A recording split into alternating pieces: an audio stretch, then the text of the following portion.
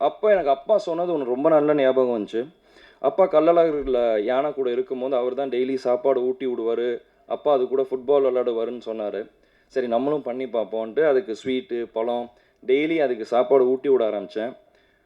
அப்பா அப்ப சொல்லுவாரு என்கிட்ட, "இந்த மாரி யானை வந்து ரொம்ப பாசமானது. நீ அத விட்டு உன்ட்ட ஒன்ஸ் அட்டாச்ட் ஆயிருச்சுன்னா, அத நீ விட்டு பிரிஞ்சா ரொம்ப கஷ்டப்படும் அது." அப்டின்னாரு. நான் அது அப்ப எனக்கு தெரியாது.